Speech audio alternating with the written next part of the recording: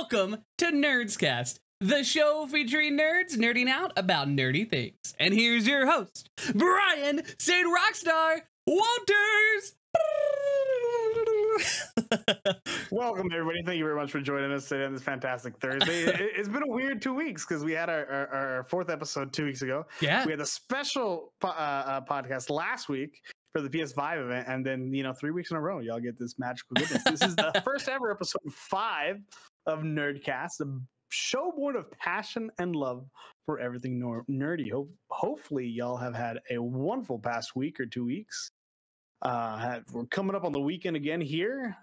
Brandon, just straight off the bat, how was your stream last weekend? Dude, Tell us a little bit about that. It was incredible. 12 creators, 48 hours of nonstop streams, raised a little over $3,000 for the MS Society. And it was just absolutely incredible. Just a small little community getting together and just doing some dope shit. And yeah, it was awesome. Special shout out to everybody that took the early shifts. Those midnight to 4 a.m. and 4 a.m. to 8 a.m. I don't know how you did it, but thank you so much for doing it. Yeah, no, just continue an entire weekend of just good vibes and goosebumps and tears and all the good things. So it was really, really cool. Yeah, I saw parts of it. It was phenomenal. Again, anytime that you do anything even remotely close to this is just fundraising and raising awareness is an amazing time. Y'all raised about $3,000, right? Yeah. Huge, huge. Insane. What's your for such a small streamer, you have a dedicated core, for lack of a better word, fan base. Yeah. A community. Thank you very much. Fan base is weird. The fan base is weird. But your community, between everybody being able to raise, that's huge. That's mad props, collapse all around, dude. It was awesome. Congratulations on that, man. How does it feel to come off that? What is because you didn't end it, right? You didn't cap it off. No, I was right before the end. So Oliver Oswald ended it up, and it was weird. It's always weird, between this and March. It's weird going back to work on a Monday because you're just I just did this ginormous thing that nobody knows about because no one knows this alter ego of couple of nerds Brandon, but then I'm buttoned up and straight laced at work, and it's I don't, yeah, it's a weird dynamic, I guess, but it was awesome. It was such a cool time. The best part was just being able to put everybody up on the bedroom TV and then just let it play through the night because you knew people you'd wake up to the next streamer, and yeah, it's such a cool time. 100%. Yeah, I wasn't able to watch everybody, but the people that I did watch, amazing.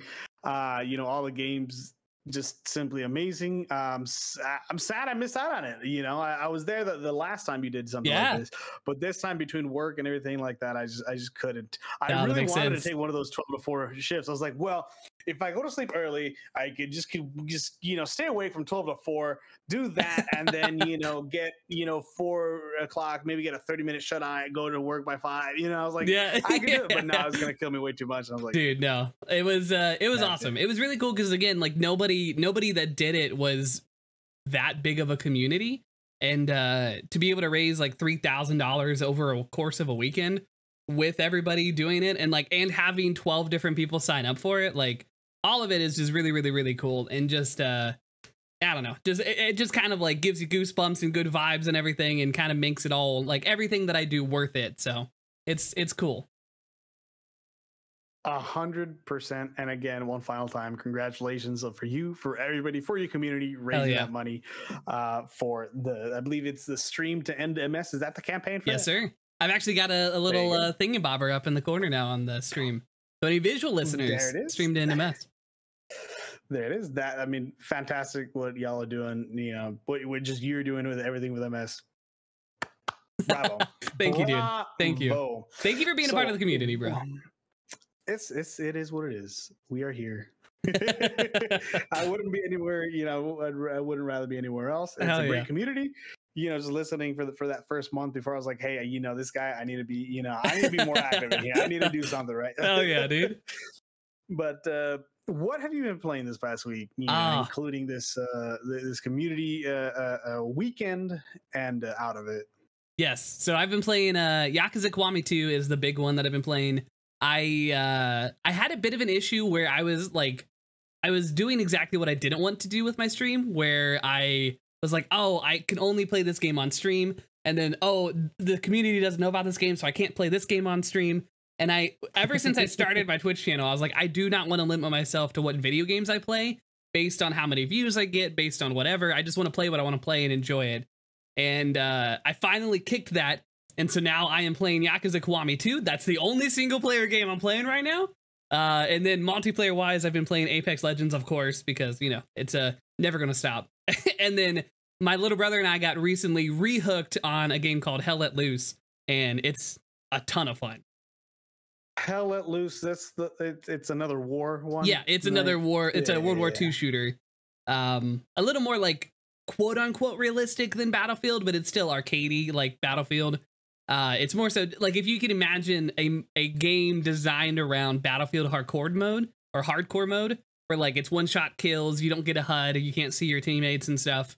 That's kind of Hell Let Loose in a nutshell.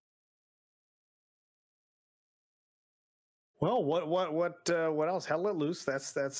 I think I've seen you stream it, and it's just not my cup of tea. Oh yeah, no, it's not a lot of people's cup of tea. that and Foxhole is not my. Yeah, cup of tea. that makes sense. That makes sense. You know, it's it's been a great time. It's been a great week. Just kind of chilling and relaxing and focusing on one game instead of splitting my time between 1,000 different things and trying to keep the stories straight. I just bunk it down. Yeah. It's good. It's hard doing that multiple, you know, It exactly. And you go back and then it's like, do I just replay the whole game at this point? 'Cause I don't remember what happened. I don't remember the controls. You're right. You know, like. Yeah, no, it's nice. It's nice to be able to kick that feeling again and just be like, all right, cool. I'm going to play whatever I want to play because like I want to hang out with my community regardless of what it is.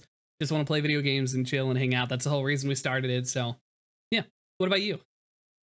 Me? Again, just mostly Apex Legends. I just keep going back to that. It just got its new update. It just dropped the new heirloom for Rampart, and I picked it up.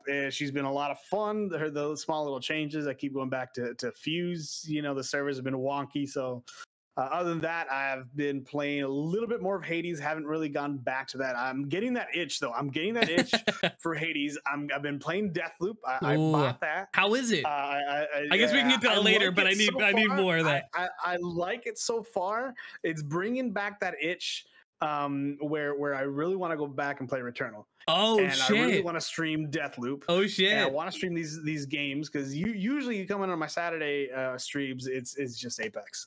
So I want to switch it up a bit. I want to play all these other games. Hell yeah, dude.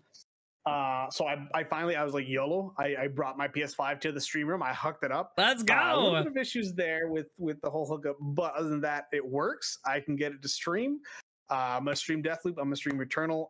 This will come on Saturday. I'm super excited to do both. The invasion is super fun in Deathloop. Fantastic. Yeah. And then other than that, I played a little bit of Psychonauts 2. Played like the first hour of it on again the power of xCloud. Just didn't have to download it. Nothing. Just let's try it before bed one day. Yeah. Spent 30 minutes. It's a fun little game. I don't think I'll go back to it. Maybe one day, but I really don't think so. Other than that, that's about it. Oh yeah, dude. Just keep busy. Looking forward to Returnal, honestly. Looking forward to Returnal. I really enjoyed it. I really want to play more of it. It's one of those games where I just want to platinum it. Yeah. Along with The Last of Us 2 and Ratchet and Clank, A Rift Apart.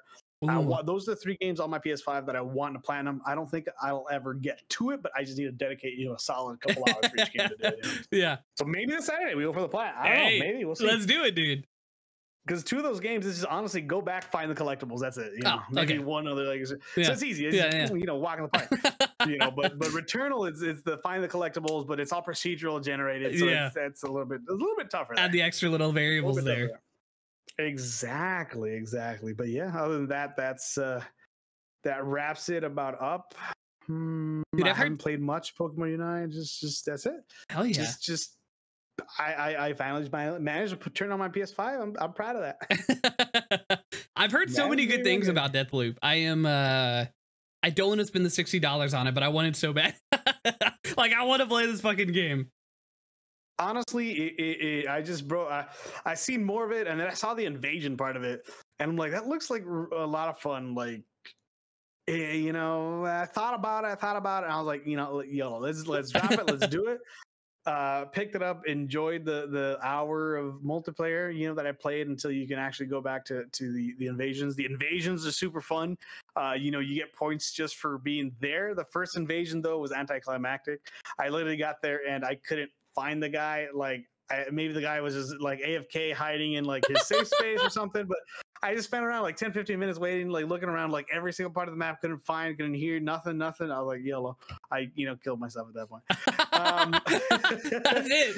But you get points for staying alive, 5 minutes, 10 minutes, and then points for doing all this other cool stuff. So I didn't want to just back out. So I wanted to get my points for being alive at least the 10-15 minutes. But yeah, that was fun. That's weird. And then the second, third one was better. I actually managed to have an adversary.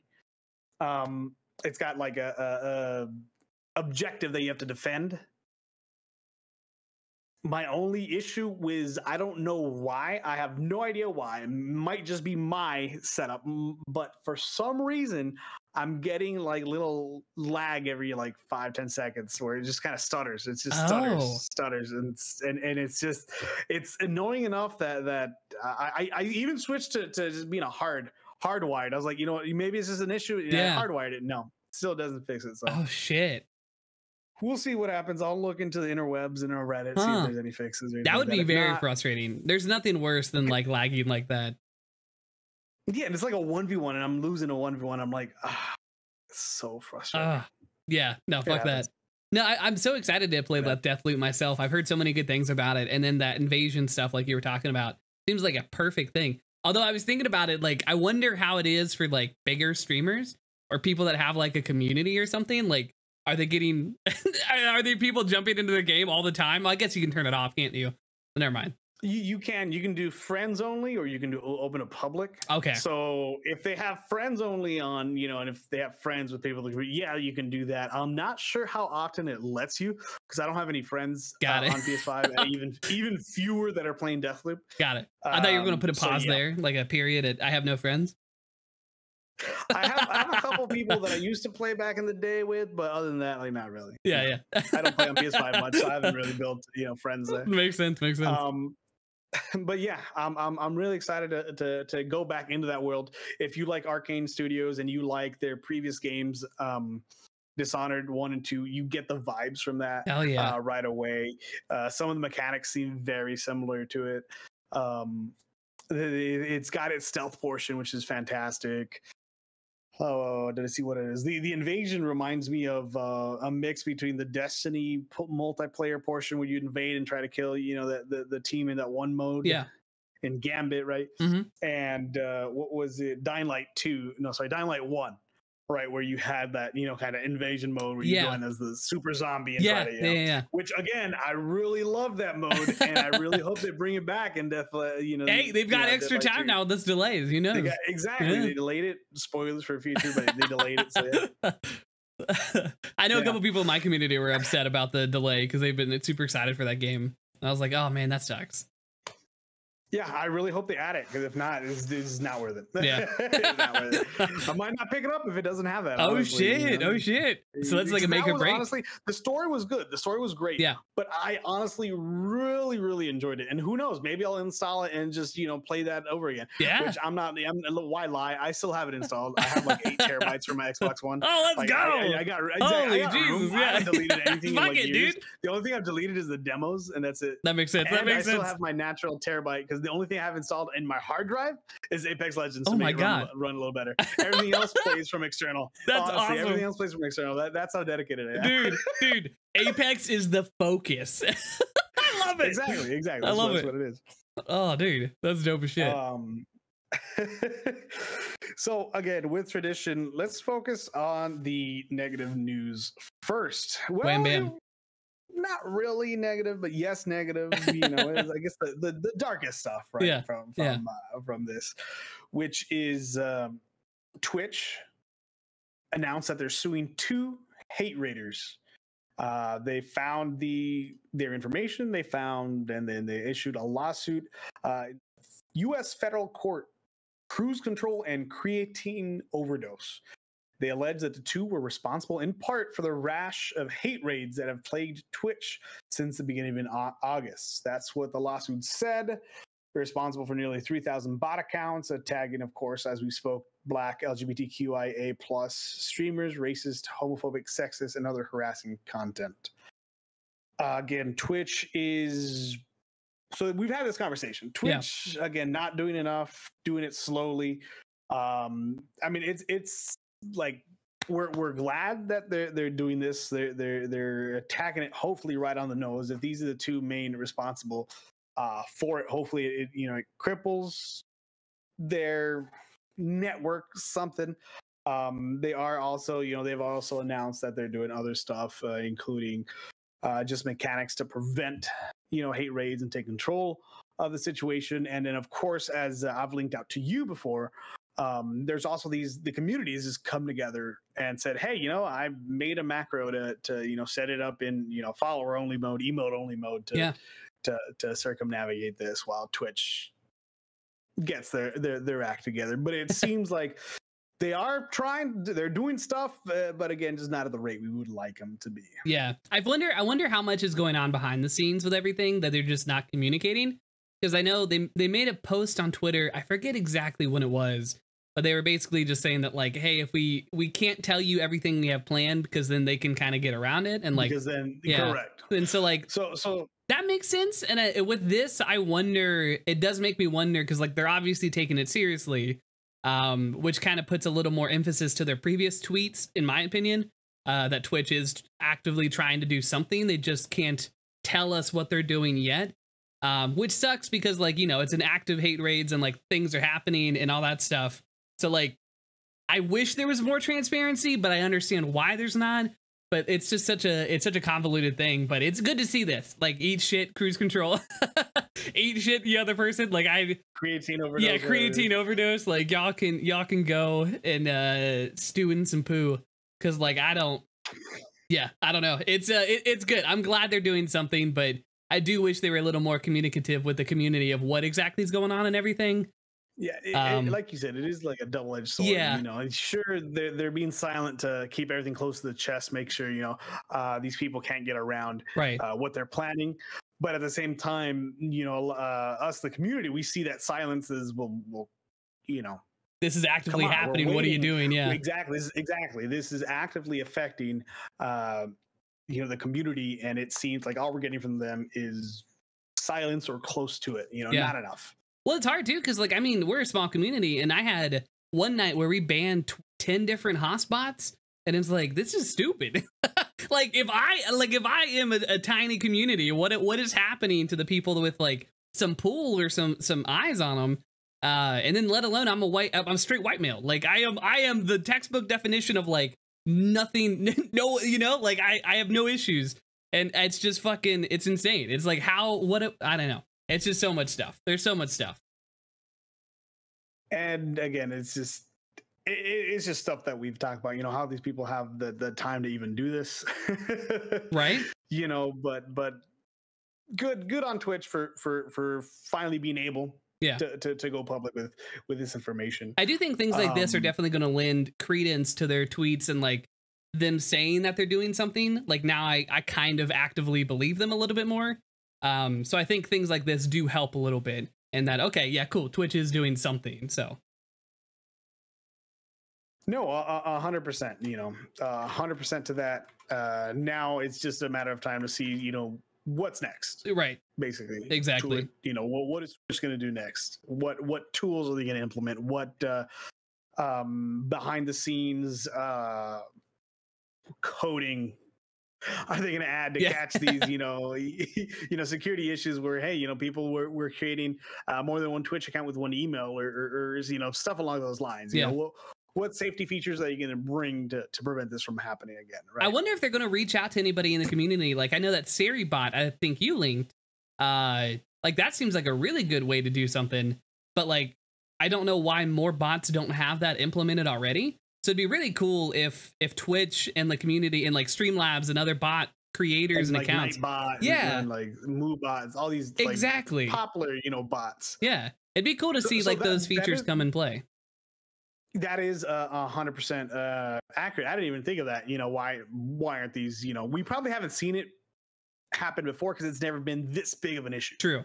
It's never been this widespread. Yeah. Where now that it's widespread, everybody's talking about it. Okay, now the community's coming together to find a solution. That's a good point. Which where before it was just managing your stream, the basic essentials. Yeah. Hey, thank you for following, whatever. But it's crazy. It's crazy dealing with it now. I can't code. I don't know.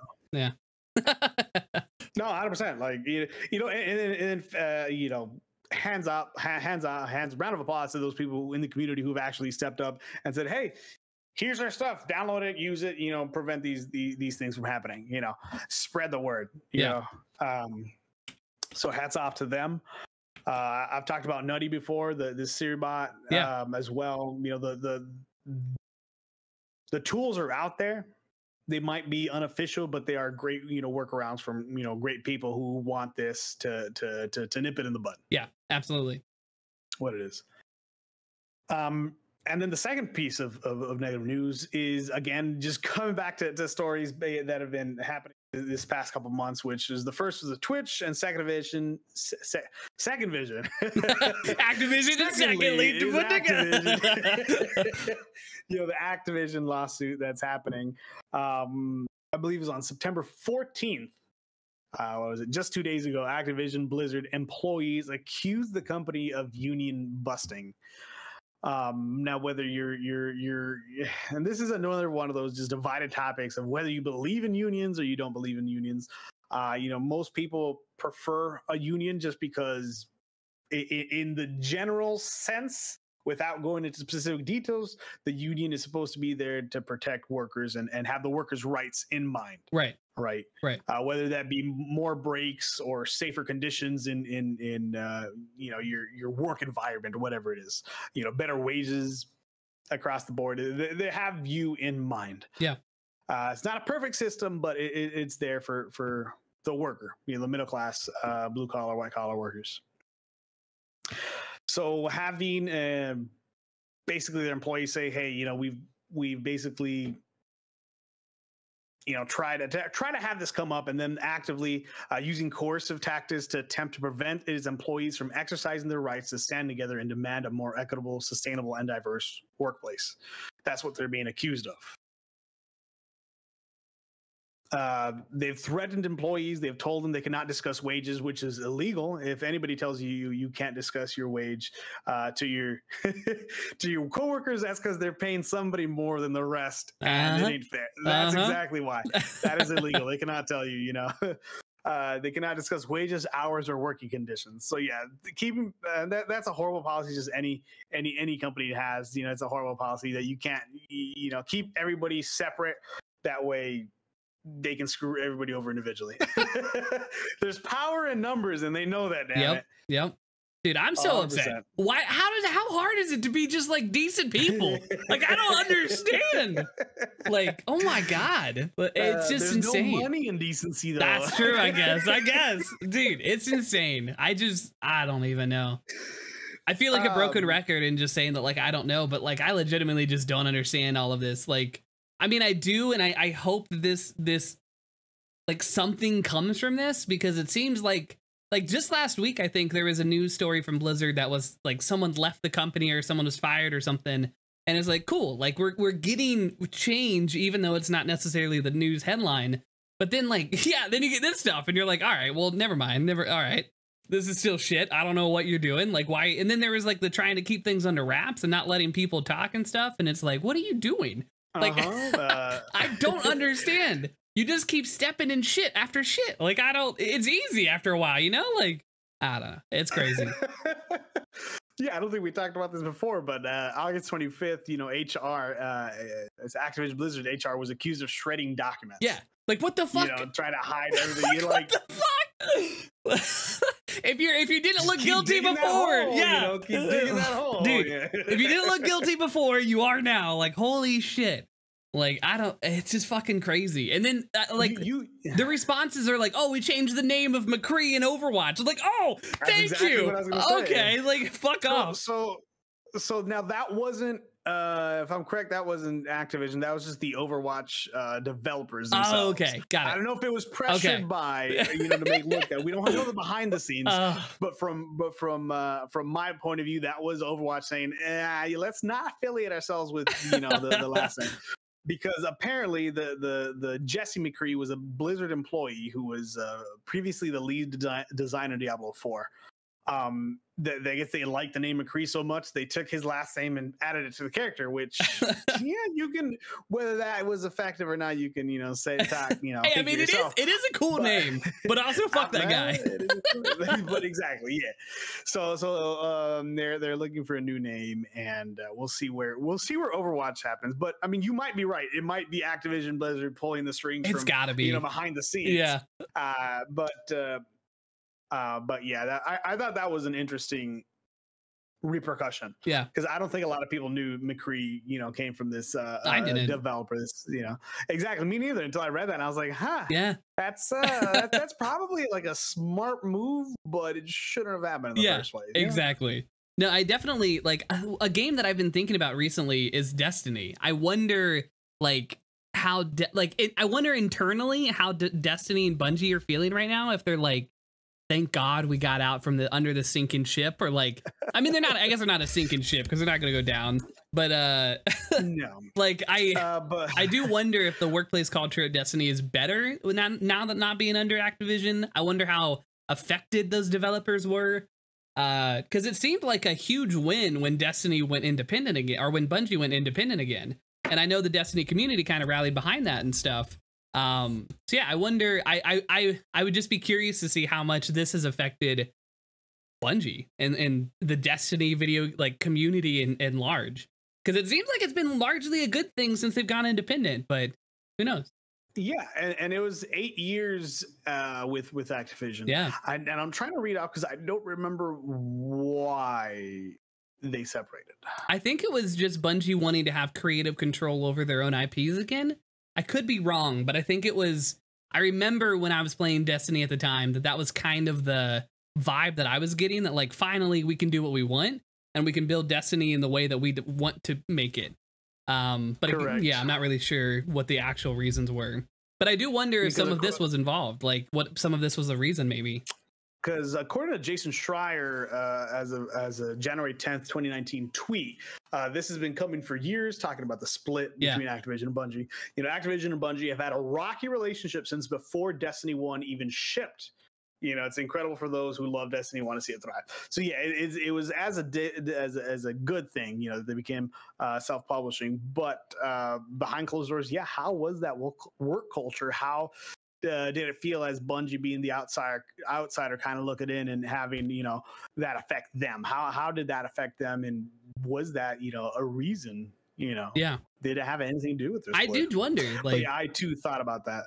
Yeah, and it's only been kind of recently that I've been starting to think about it. I think it's because I've been interested in going back to Destiny recently, and yeah, I've been curious to see how that's happening. I also wonder, like, I wonder what Blizzard and Activision are going to be like 5 years from now. Like, I was a World of Warcraft fan for so long, and I put so much time into that video game that it remains one of my favorite video games of all time, just because of all the memories and experiences I had when I was playing it over the course of like 4 or 5 years. And I wonder how much this is going to change their products in the future. Like, is World of Warcraft are we going to have a noticeable change in the way games are developed from Activision Blizzard? Or like, are they going to take this seriously from the fact that they're shredding documents in HR? Maybe not, but like, who knows? Now, I think other than a company restructure, I don't think we'll see much of a difference. That would make sense.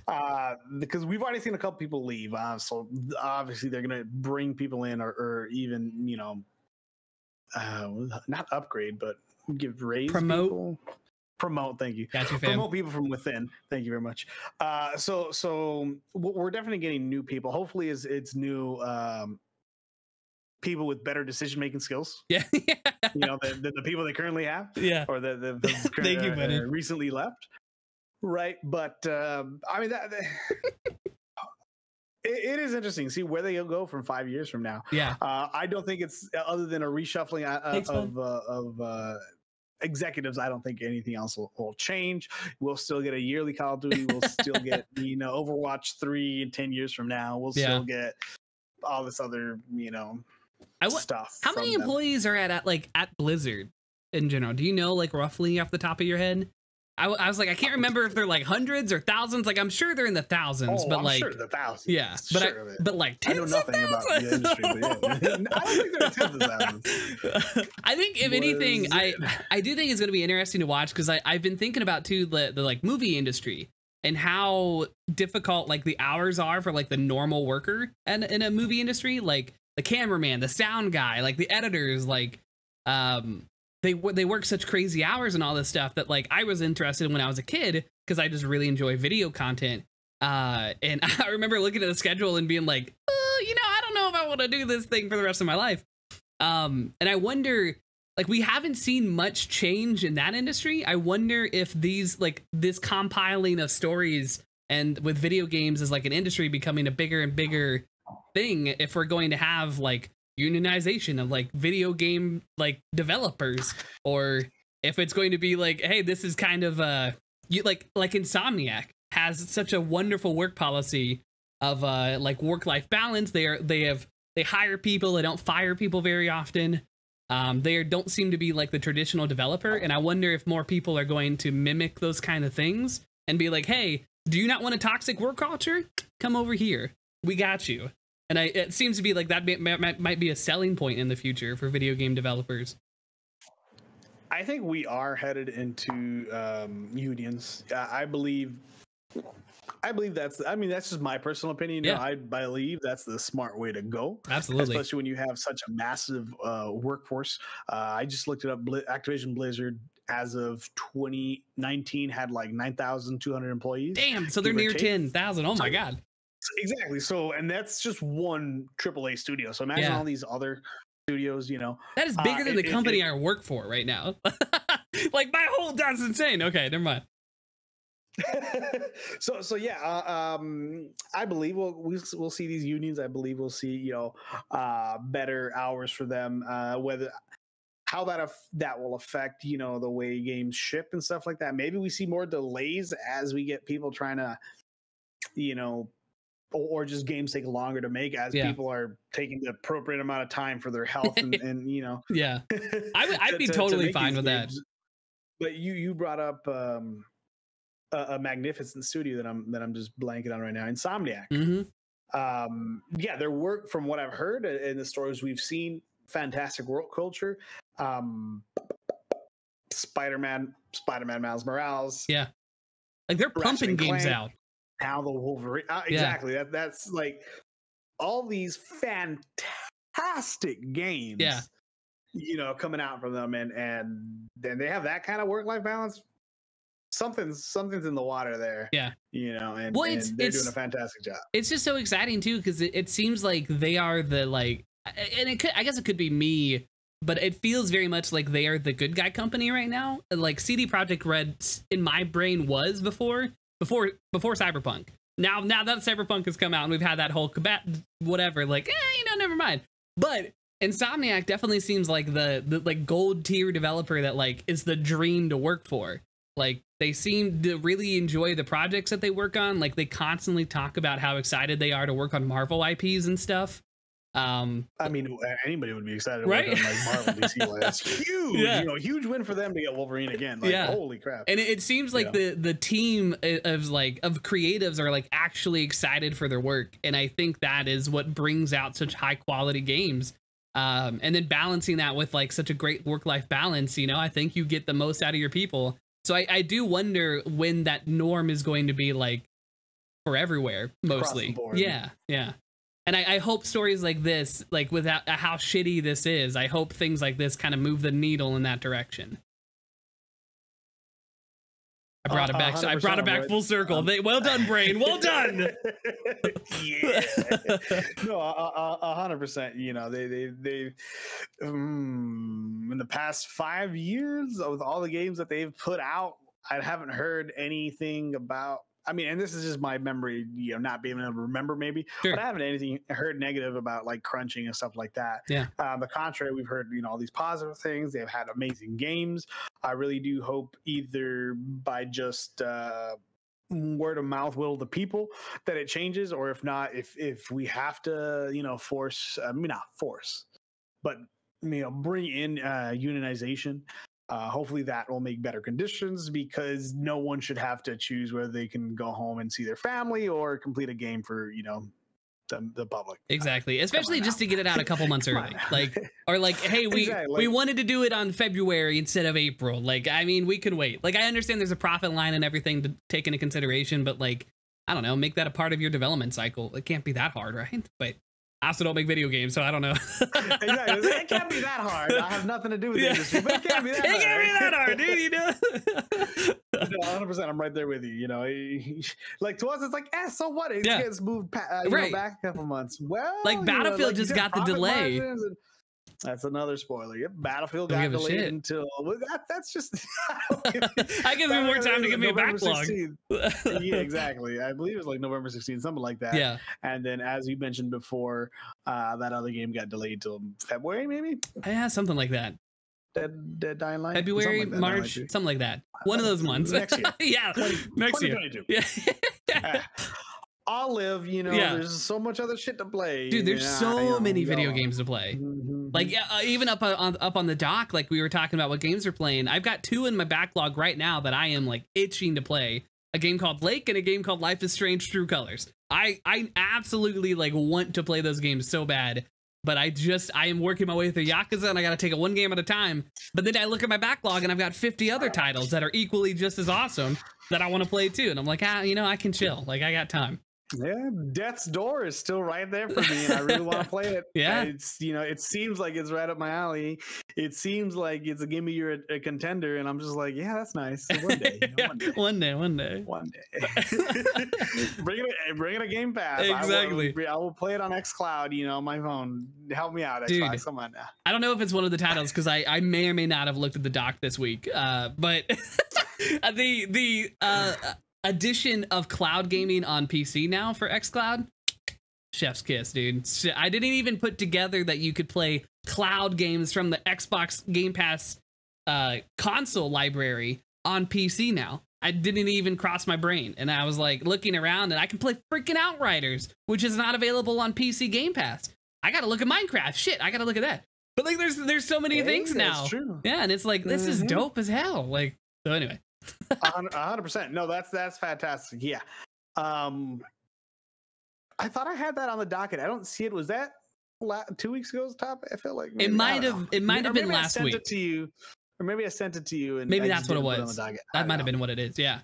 Either way, it's a really cool addition, and I didn't even realize until my chat last night was telling me like, oh, I played this console Game Pass on PC, and I'm like, wait, I didn't even think about this because there's like the discrepancies between the two. So anyway, really excited. No, but yeah, I mean, Game Pass, right? Game Pass. Game Pass Ultimate, for the low price of like $15.99 a month, dude, 100 plus games. Take my money. Let's go. Take my money. Bro, it has EA Play. Like, don't get me started on Game dude, Pass. It's so good. It's got Game Pass. It's got EA Play. It's got XCloud. It's got PC Game Pass. It's got now PC Game Pass console. It's so freaking good. It's amazing. I really need Sony to come out with some sort of offering similar to Game Pass because I need that. I need it. Do you think it'll happen? I don't think it'll happen in the same regards of Xbox. Like, Xbox has a lot of third-party titles on there as well as first-party. If Sony did one, I definitely see them doing something of like play the PlayStation classics. I think like we get all of the exclusive catalog. Isn't that their PS Now, whatever thing it is? I think they're probably just going to rebrand that, like, because PlayStation Now just got such a huge rap or whatever when it came out because of you couldn't download it locally. And I wonder if they're going to like change that up and be like, hey, I think you can already download stuff. Oh, can you? Okay, then perfect. I believe they changed that already. Like, feels like a year or two, maybe more. Oh shit, so I'm way behind. But that's the thing. That's the thing. No one's talking about PS Now. That's true. And I think the biggest thing that Xbox Game Pass has done is their contracts with publishers bringing it day one. Yeah. When was the last time that I have bought a first party, Xbox game? Honestly, though, before Game Pass. Yeah. It has been 2-3 years now. Yeah. Like that's the last time I've spent $60 on. It is a shit. To think that I on Halo Infinite, I'm not gonna buy it because it's already on Game Pass. Yeah. To think that these past Gears of War and Forza Horizon that I wouldn't have played Forza if it weren't for Game Pass, that I haven't bought the past Gears of War because it's been on Game Pass, and all these other fantastic birds. Like today, we got Skatebird, and I've been excited to play it, but again, I'm not a big skate person, so I'm not gonna buy it. But it's free on Game Pass day one. Yep. So I'm gonna pop that sucker. Hopefully it's on xCloud and I can play it in bed after this. Dude, that's the beauty of the cloud gaming is like as long as you're okay with a little lag and a little buffering, like you just click play and you're playing it. You're done. There's no install. There's no nothing. You can play whatever you want, wherever you want. Hey, Game Pass, 100%. You taking sponsorships because we're looking. Come on, baby, let's go. 100%. Give me Game Pass for life. I'll talk about that. Oh my God, could you imagine? So let me rephrase: Game Pass Ultimate for life, please. Don't set me up with a regular Game Pass. Did please. I tell you about the Twitter contest I won randomly from Larry Herb, where I won a year of Game Pass Ultimate? I believe it was a while ago. Okay, right? okay, yeah. It was last year. Yeah. I believe you told me. Yeah, okay, I believe cool. you told me like one of these. It's popped up. I believe. Dude, it was so cool. How about a year of Game Pass Ultimate? To you, though. Pretty good. That was pretty good. Oh yeah, 100%. Oh, fantastic. When does it expire? Has it expired? It has expired. Yeah, I paid for a couple months now, but it's still incredible. Still incredible. Oh, fantastic. $16 a month. Hell, Oh yeah, dude. Anyway, we're done with our sponsored ad. From Literally, every episode, somehow we get back to Game Pass, dude. It's just insane. It's insane how much it's changed my brain. And like, I look at games like Deathloop and I'm like, I really want to fucking play that game, but like, that's $60. It's not on Game Pass. Yeah. I gotta spend $60-$70. Like, is it worth $60? Like, I don't know. And I start reevaluating the way I look at games, and it's all because of Game Pass. Good or for worse, like whatever it is. No, 100%. And I feel like everybody who has Game Pass and enjoys it is singing these praises, saying nothing but good things. You bring it up and it's like, oh, let me tell you about Game Pass. It sells itself. Dude. It sells itself, I mean, look at the number. It's like 30 million subscribers or some shit, or getting close to 40 or what. I can't remember what the number is. 100%. And like all the developers, love being on Game Pass. They've already admitted that, it's helped them in their publishing and not having to worry about a fan base. Or sorry, not a fan base, but a player base. Yeah. Because developers, they release their games by themselves. Well, maybe if there's enough interest in your game, somebody will pick it up. But I mean, you made the contract with Xbox Game Pass and it's on there day one. Yeah.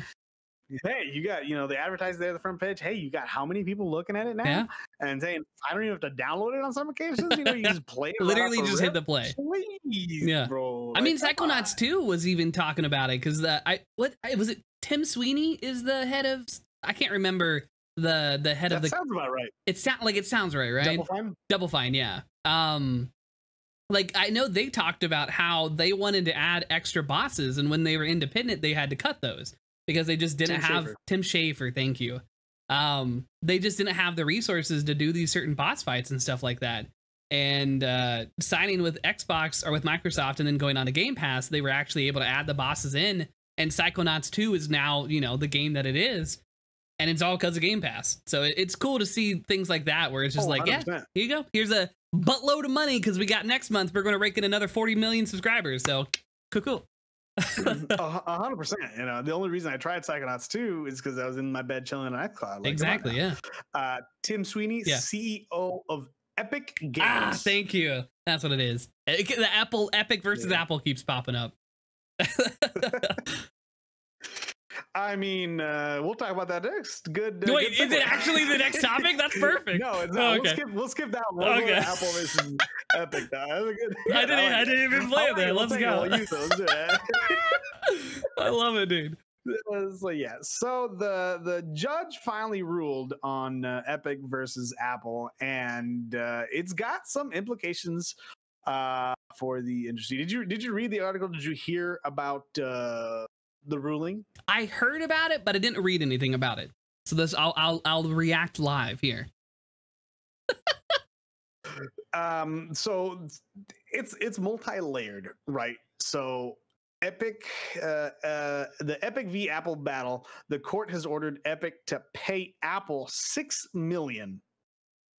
That's a lot of money. Okay. The court also rules that Apple is not considered a monopoly under antitrust law. Okay. But now this is the big but. They have also said that the 30% sales cut that Apple has been taking throughout the years since Apple Store just launched, all those years ago, is unjustified, and it is anti-competitive practice, basically. Oh, so shit. They didn't call it a monopoly. They didn't consider it under antitrust laws. But they basically calling it, it's come on now. Come on now. Quit bullshitting. You know this is just as bad as it is. Yeah. The gray area right there. Yeah. You're using the shit out of it. Yeah. So right.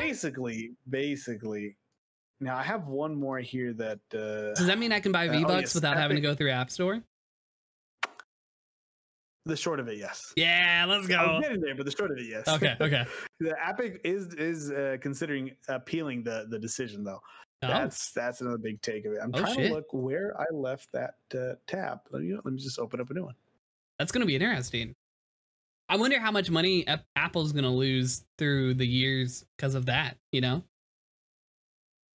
being able to charge their 30%. I mean, Apple is one of the biggest companies in the world. I'm just going to go ahead and say world because I'm confident like that, I mean, I feel like they're pretty much. They can basically bankroll themselves as how much they have. They're the first company to hit like $1 trillion. Oh my God. Something like that. That's insane. Like they can bankroll themselves. You know, they can suffer this one loss. Come on. Now. I'll just say eat shit. Apple, eat shit Epic. Both of them, but large, pay more in taxes. Games for free every month, though. That's true. That's true. Which I just actually grabbed my free game earlier today. I forget what it was, but they just switched it, I believe. Yeah, they added to. When I turned on the PC, and I was like, I'll get to that. Within the next month, within the next week.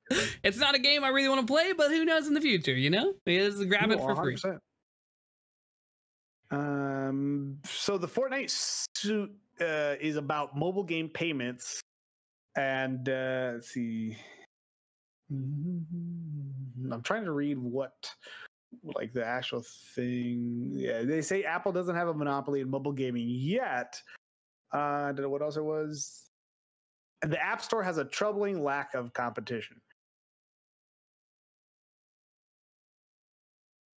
So I believe it's Apple has the right to require its in-app payment options, but they are going to allow basically opening it up to have that take you to a website and pay for whatever it is that you want without going through Apple. Okay, if I'm correct, that's what they're gonna have to open up basically. Okay, so I wonder if there's going to be like a link that you click in the game that's going to take you to like a browser and then buy your tokens there. Something like that seems like it. And the reason why the court ordered Epic to pay Apple $6 million is because Epic and Apple did have a contract, and Epic knowingly broke it, and they circumnavigated the whole thing. So I mean, they knew what they were doing. They were ready for it. They had a lawsuit ready for it like the next day. Like, and that trailer, 100% exactly. They know 100% what they're getting into.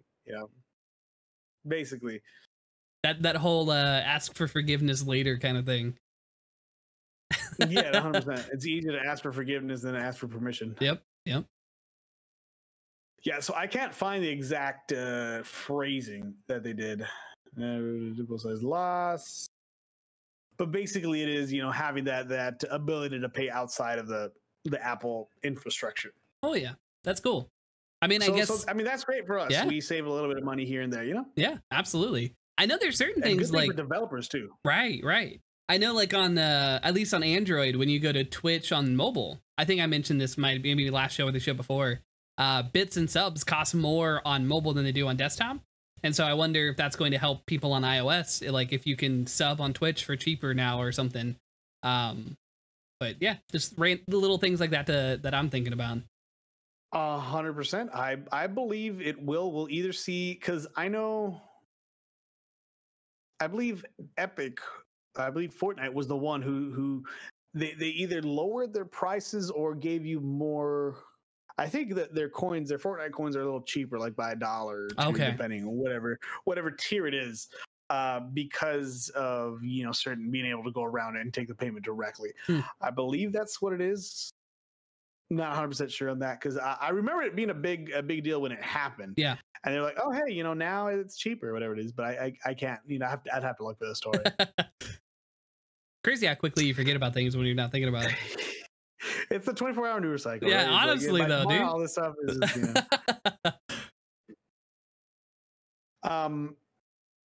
So we're about a week out of the PlayStation Showcase. Yeah, actually a week out. Yeah, it was last Thursday. How are you feeling about it a week out? Oh, dude, I'm still hyped. I'm less hyped just because it's time's worn on and all that stuff. But like, I still think it's one of my favorite shows in recent memory. Between this and Xbox's E3 show, like, obviously Gamescom not so great, but Xbox's E3 show incredible. Sony's essentially their E3 show incredible. Yeah, I just love everything about it. I'm so super excited to play all the freaking video games. I want to play Wolverine. Like, the more I hear about it, the more I want it, which I didn't think was possible. The only thing that's happened is that I want a PlayStation 5 more now than ever. And it's a real problem because I can't get it anywhere. Well, your brother got one. What happened to the one that you got too? Well, so we both got one, but I didn't have the money, Yeah, I need 100%. No, I need to set up a coffee fund. It's expensive as hell. But no, a 24-hour stream just to fund your PS5. This goes towards nothing other than my own desires to have a PlayStation. Everybody. No. I mean, it's for the stream. It's an update for the stream. Speaking of all the content that you're gonna bring in out of PS5, No, I need to work on actually getting freaking lights. That's the next thing. Yeah. Get an E3. I'm gonna get an E3. Expenses, do your taxes. There you go. It's for my business actually. So 100%. Yeah. No. 100%. I think I'm still super, super excited. I still giggle. Envy in chat mentioned the GTA 5 trailer. I still giggle at the fact that GTA 5 had another trailer and it was a seemingly announcement trailer for what GTA 5 is. Like, it was such a weird thing, but yeah, other than that, that's the only thing that I can really remember off the top of my head. Obviously, God of War Ragnarok and Spider-Man and Wolverine and everything, incredible announcements, but yeah, no, I am just as stoked now as I was then, I think. What about you? A week off, the biggest thing that I can think of is God of War. Oh, and how much I want to play it, the original, how much I want to play the new one. So I went on YouTube and I watched the Spider-Man trailer again. Yeah, because it's just so good. So it's so good. And I think the God of War trailer had twice the amount of views, and I'm like, no motherfuckers don't even know, dude. I swear to God, what the hell is going on here? That's because God of War is incredible, dude. 2018 God of War just redefined the genre in an insane way, and it's so fucking good. It's so good. No, and I'm really hoping that I can get into the first guy, and I think I will. I think with the hype, I mean, it's coming out. They didn't give a date, did it? It's just next year, maybe, hopefully. Yeah, I can't remember. Yeah, so I have time to replay it. Right now, the replay I do is to do the Halo series because that's coming up quick here in December. That would be cool. Replay all of it. Hell yeah! If I have time, I'm gonna try to do it as much as I can on stream, but I will be playing stuff off stream too. I'll see the big moments on stream. I don't know why the way I am, but I want God of War to come out on PC. I own it for PS4, and I have a PS4, and it's hooked up to stream already. So I don't need to do a single thing, but I want God of War to come out on PC so I can replay it before God of War Ragnarok. Frames, Thank you. There you go. Smooth buttery. Smooth butter. Give it to me, baby. But yeah, I believe the biggest thing for me was just the trailers for announced stuff that comes in. I need to finish Miles Morales before Spider-Man 2 comes out, but I'm really excited to see their take on both Venom as well as, I mean, because where Venom is, maybe we get Carnage, which I highly doubt, but maybe.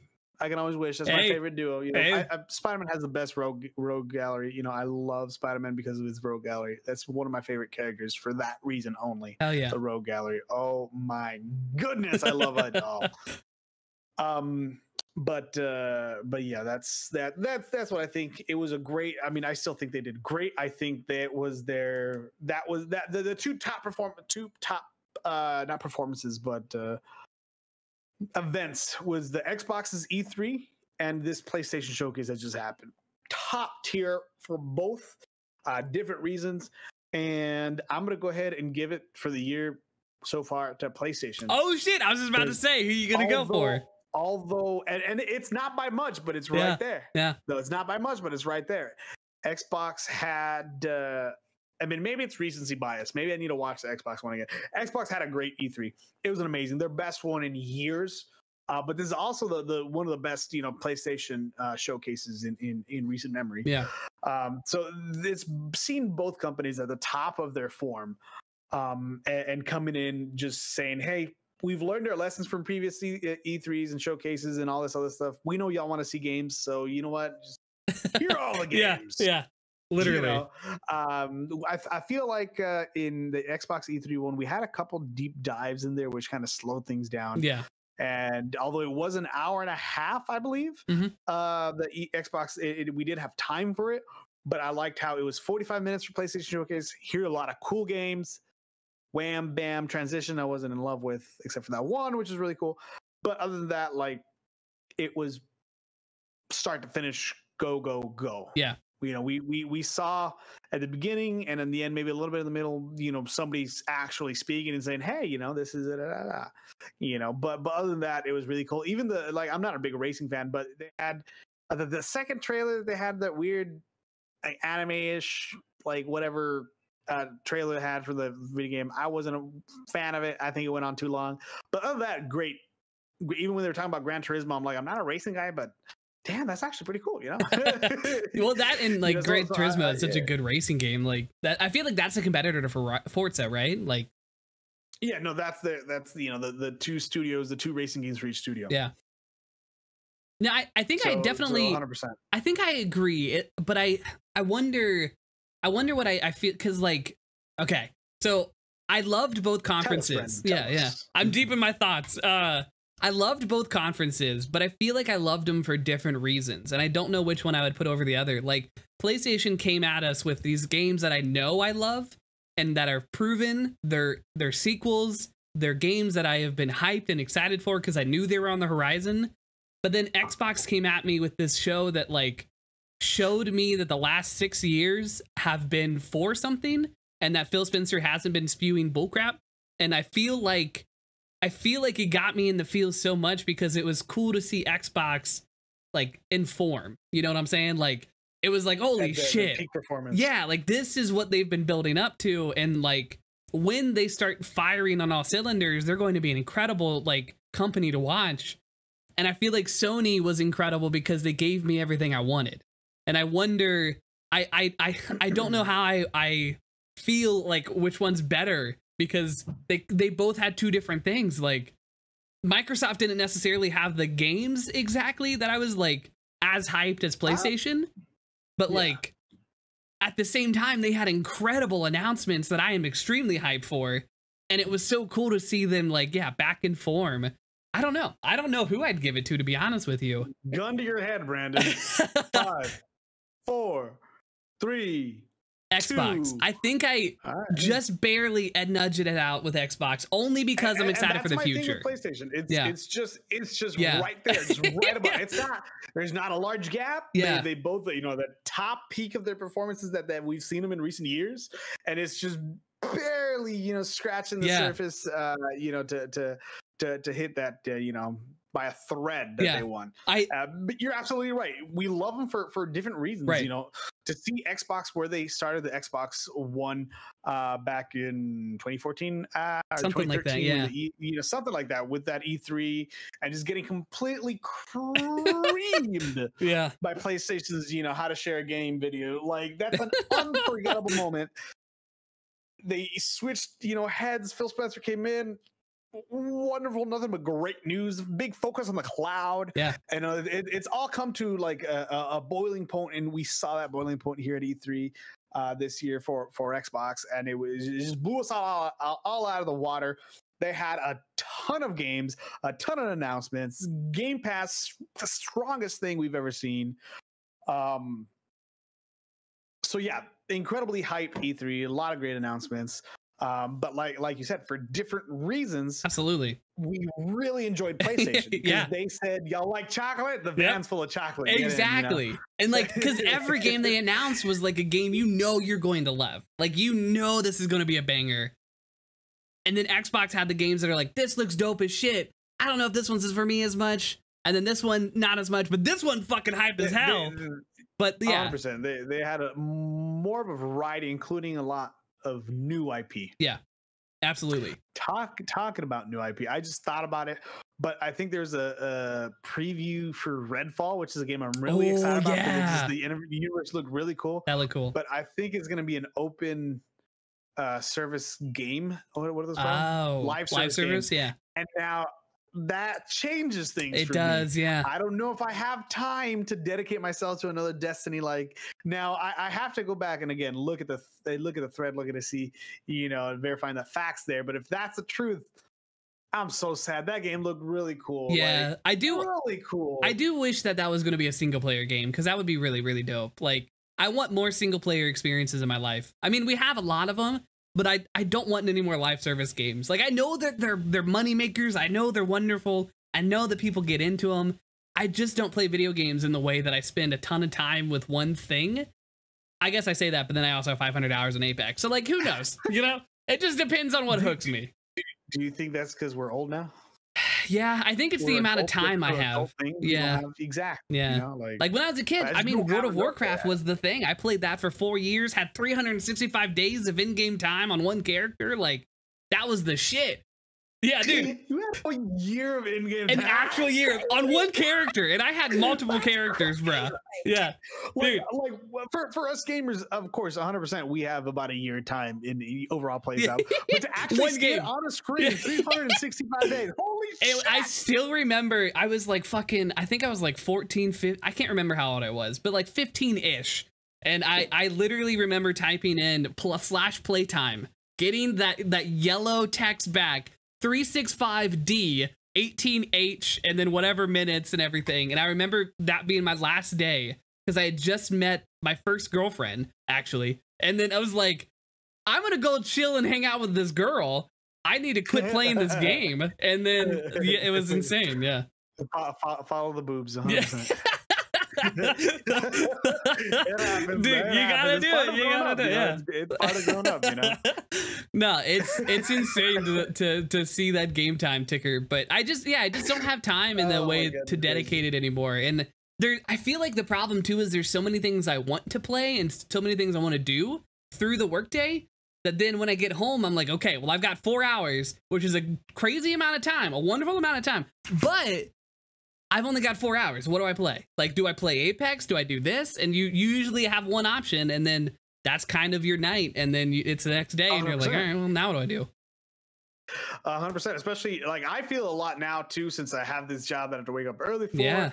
And I've cut back on streaming to now mainly just Saturdays. Yeah. Maybe you'll see me here, you know, during the week. But it's mainly Saturdays. I don't play much on other days. I'll, you know, sporadically. So on Saturdays, what do I want to play after a week of not playing? Right. You know, I want to play Apex. Yeah. You know, so there goes hours of Apex, and I'm like, I want to play other stuff too. It's just the time. Absolutely, dude. You know, so that's why hearing Redfall come in for live service, I'm like, no. We'll have to see once we get more information about that. Yeah, cross the fingers. Cross fingers, hope to die. You know. Another thing that we got from PlayStation Showcase was the reveal of a lot of characters, a lot of information, and they've come up with mixed feelings. Oh, of course, we got Christopher Judge reprising his role as Kratos. Sonny Soljic as Atreus. Now, all I know is that Christopher Judge was the Kratos in the previous game, but I assume that it's the same Atreus. You're gonna have to help me here. I think it's Atreus. I'm gonna throw it out there that I think that's what it is. Danielle Masudi is Freya. Was she in the first game? Yes. Yeah. Okay. Alistair Duncan is Mimir. Yep. Mimir. Yep. Mimir, I think is his name. Mimir. He's a little talking head. Yeah. Yeah. So I'm going through the on my screen. I'm going through the pictures as they're popping up here from the article. Right? Oh, beautiful. I'll do that too for the viewers. That might help just a Atreus, Freya, Mimir. There we go. All right. Mimir, there you go. And then after Mimir, we got what is this? Brock. Yeah. Make sure to battle him. Careful with his Onyx. Robert Craighead is Brock. Did you get that reference? No, I did not get that at all. I just laughed at it to be like, yeah, whatever, bro. Got nothing. I got nothing for you. Just nod and move along. Yeah, because I was about to say, like, I'm surprised you got, because I know you're not that into Pokemon. I'm surprised you got nothing. That reference. And I was like, wait a minute, this son of a bitch. I just get, I'm just laughing. Yeah. Yeah, fake it till you make it. Leader in both the anime and in the game. Brock, he has Earth Pokemon, including Onyx. Oh shit, I do know Brock. Okay, Pokemon. He's the one that never. Yeah. Okay, I know him. He's the one into waifus. Yes. 100%. Ooh, if you think that has an age, well, let me tell you. But yeah, so we have Robert Craighead as Brock coming back. Sindri is Adam J. Harrington, or that's the other way around. Adam J. Harrington as Sindri, and then I believe this the new. Yes, with new character. I don't know how to say her name. Yeah, yeah. Mm-hmm. Oh, so yeah, we had an internet glitch there, by the way. Ooh, I lost you. I lost you right as you were introducing the new character. So let me tell you what. Going back to my previous story, I only remembered this as I was telling you one of my previous stories, which is the PS5 starting issues.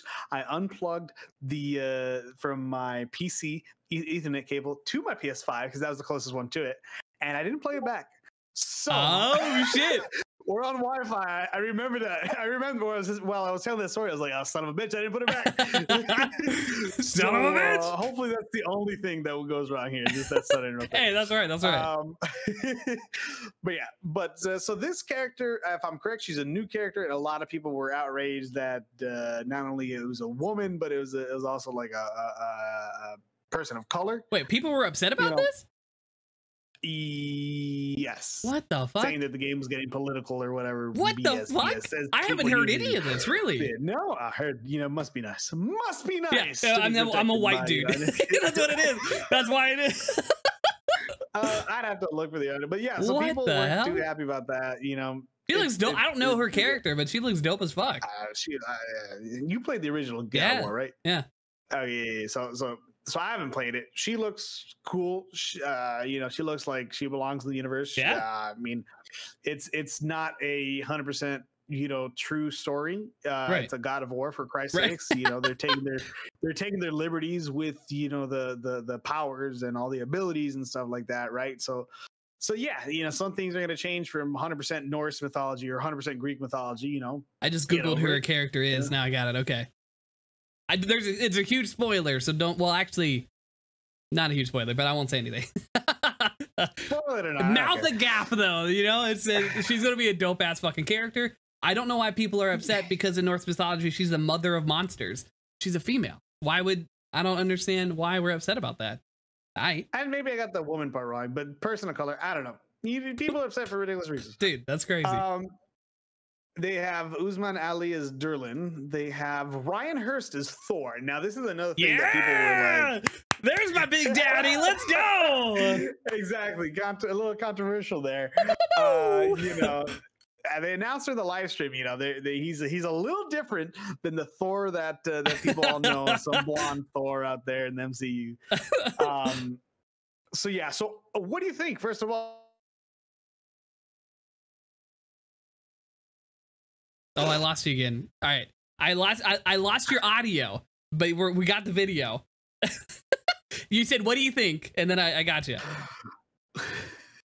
What do you think of this revelation of a fuller Thor? I'm all fucking in on it, dude. It looks awesome. He looks like an actual like caricature and not a, I don't know, like A doll? yeah, exactly. Like a Prince Charming Thor. Like, don't get me wrong, Chris Hemsworth, he is a sexy man, but I feel like Punk. I don't know. I feel like in more Nordic mythology, this is probably more of what they thought about when you thought about Thor, but I don't know much about Norse mythology, so who knows? I don't know much about mythology, period. He looks dope as shit, though. As a fuller dude myself, I'm all in on it. And I'm right there with you. I really love what they've done. It's something different. There's two things. First of all, there was somebody on Twitter who's like, "Oh, this wasn't what I was expecting," and then they linked to like another picture that it wasn't like a blonde kind of Chris Hemsworth guy, but it's still another like still Viking looking guy, but buffer. I like what they did with it. If I'm correct in my memory, they were a bunch of drinkers.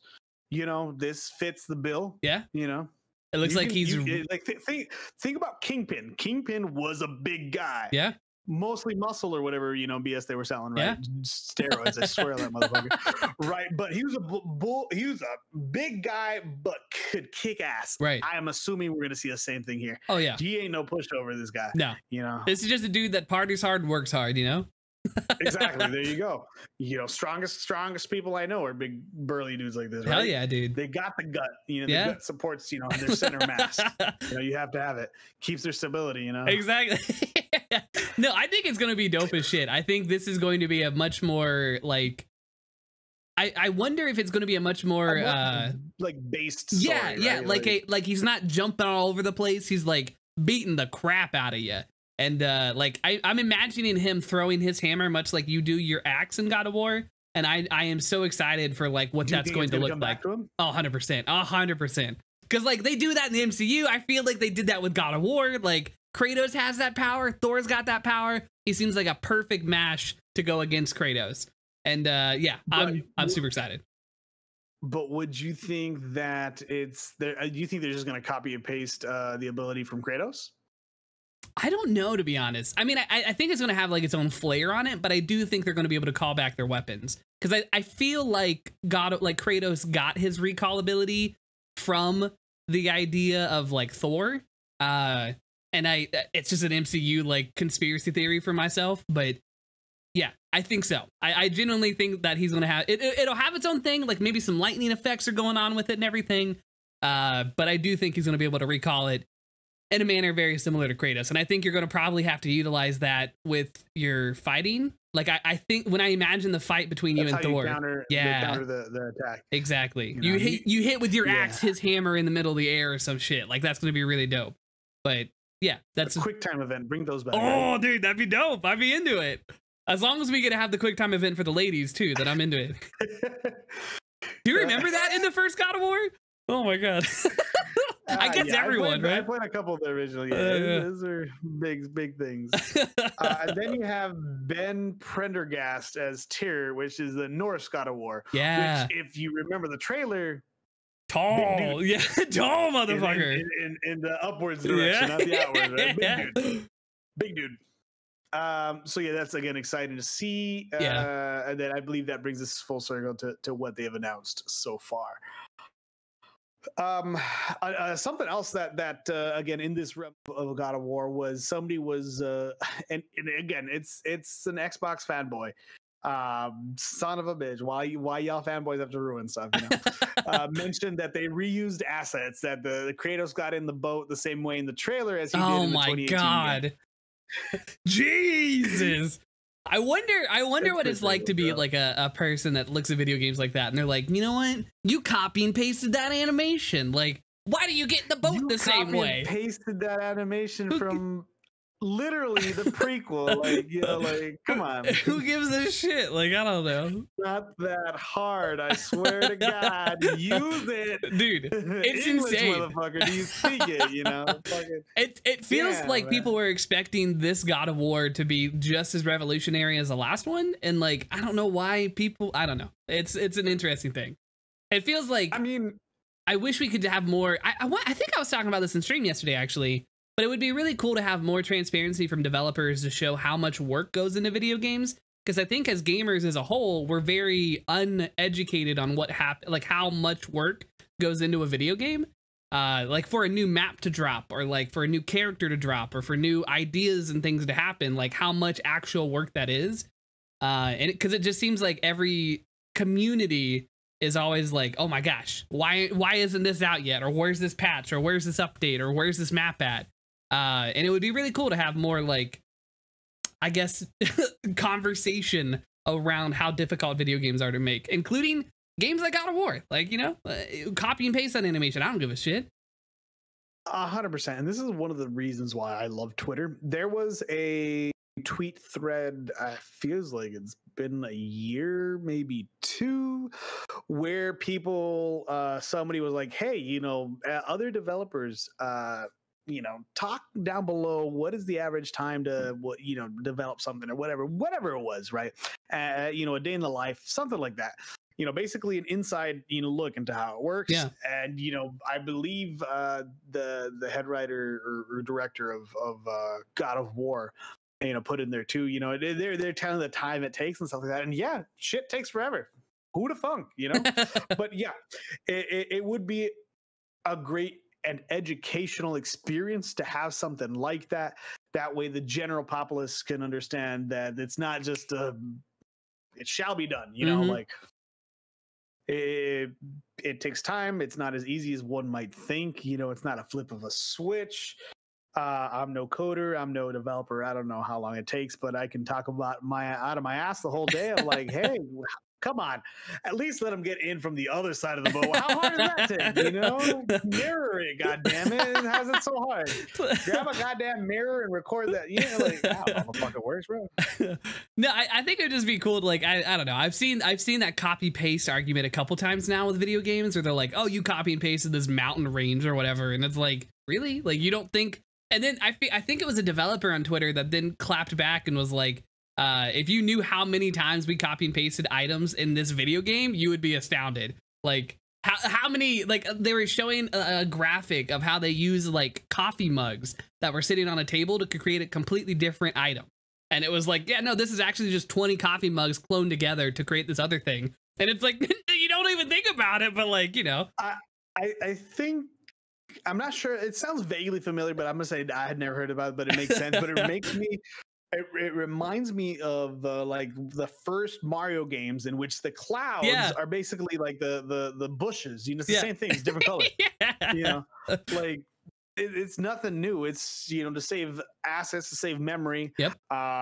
You know, to save time. Yeah. You know, all these other reasons. You know, it happens, you know, get over it. Yeah, exactly. You want to change things? Go make your own game with every individual thing being unique as hell. Please show us how it's done. Exactly, exactly. It's crazy, dude. I don't know, it's ridiculous, bro. It's ridiculous, bro. Yeah, and that's like the biggest. That's one of the biggest things I dislike is the fanboys, the ponies, the whatever it is. You know, that just divides us so much. It's like, just go out there, enjoy the game. Just play some video games, dude. Chill. Enjoy the story. It's gonna be amazing. Exactly. We all do this to de-stress. If you like playing, you know, again, shout out to the Xbox marketing team for National Video Game Day. They had a picture of you know, a setup that had the PS5, had the Series X, had a PC, had a Nintendo. That was so cool. Where you want to play. Exactly. So that, again, we just keep getting strong messages from Xbox. Play where you want to play. Hell yeah. You know, just play some video games. Or not. Chill, you know? Play video games. Enjoy. They're meant to be enjoyed, not to fucking fight a damn war. Well, I was telling the community last night too. Like when you're playing video games on multiplayer, just try to be that decent teammate. You know, like you don't have to be like an incredible teammate. Just don't be an asshole, and then boom, you've made the world a little bit better. You know, you just don't be that toxic. Do as I say, not as I do. Hey, now if they're toxic to you, toxic back, you know, but like, oh, 100%. I won't teabag unless they teabag first. Exactly. Right? Yeah. Or it's split game. You have to teabag. But damn, like Then I just gotta do it. It's the part of the game. I apologize. We all signed up for this. My competitive side just comes out. You know, I can't with some people. I can't. You know, like damn, bro. But yeah, that people. I don't know where you find the time. Instead of your time complaining, just going out and enjoy more games. You know, God damn it. Yeah. It definitely makes you wonder, like, if it's mostly younger people that are doing it. That because, like, I doubt it. You think so? You think it's older people too? People are toxic. Ugh. At no matter what. Yeah, that's true. That's true. Because I was like, I wonder if it's younger people that have more time on their hands. But I mean, there's also this like new licking trend that I just learned about before the show. Yeah, dude. Did you know? All right, Brandon tangent. I'm not on TikTok, bro. I'm not on fucking TikTok. Fucking Brandon tangent. Bro. I didn't even know about this, and I am on TikTok all the fucking time. Apparently, there is a trend going on. I think it's called like the something lick or something. I can't remember what the actual word was. The forbidden lick or something. And apparently, it's like I thought they were like going around licking things. In which case, I was like, what the fuck is happening? Exactly. For audio listeners, Rockstar just licked his mic. I didn't lick it. I got close to it. I didn't lick it. Damn it. Devious lick. Thank you, chat. And yeah, it's is that the stealing? Yeah, it's apparently stealing thing. So now there's slang for stealing is lick, and that's a terrible slang. Is all I gotta say. My entire my Brandon soapbox. I will die on this hill. Lick is terrible slang for stealing. Who came up with that idea? I'm gonna lick this thing? Like, nah, that sounds horrible. Maybe like, I don't know, yeet it or sheesh it. I fucking anything other than lick. Like, why'd you lick it? Sheesh it. I sheeshed it. I mean, shit, I'd be into that better more than I would lick, you know? It was crazy. I don't know. Lick has got a ring to it. I still think it's stupid, but it's got a ring to it. Like, isn't it? It's inconspicuous. I don't know how I got down this topic, but anyway, I'll pull us back out. Yeah, it's ridiculous, bro. Ridiculous. I see they vandalize the school, and then it's ridiculous, bro. God damn it, Reddit. What are you teaching me, Reddit? I'm staying away from TikTok for a reason, and Reddit just brings it on my feed. Dude, you gotta get it. I'm huge up there, you know? I got 40 followers now. Blast it off.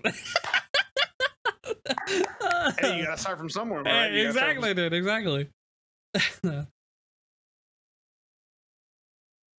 All right. I guess that final topic of the night, is we're having audio. All right, we're caught up again. Let's go. I thought we were doing a pause. Yeah, so you're good. You're good. I thought we were doing like that pragmatic pause that Kind of Funny does, where they're like, "Hey, did your shit break or did our shit break?" But no, it's just our shit broke. All right, we're back. I'm a reminder. As soon as we're done, I'm just plugging it back in.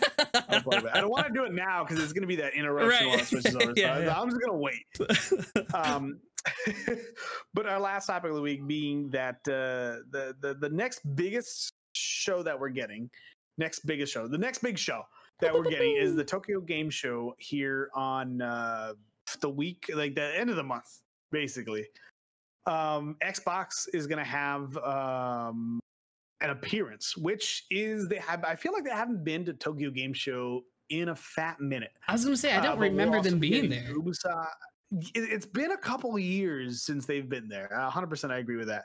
Xbox will be there, Square Enix, Ubisoft, Capcom, Capcom, MiHoYo. Is MiHoYo the one who does that anime looking game that's very popular? I don't remember the name of that one. I'll check it real quick. Genshin Impact. Oh, yeah. Bandai Namco and, much more. So it's exciting to see. It opens Wednesday, September 29th.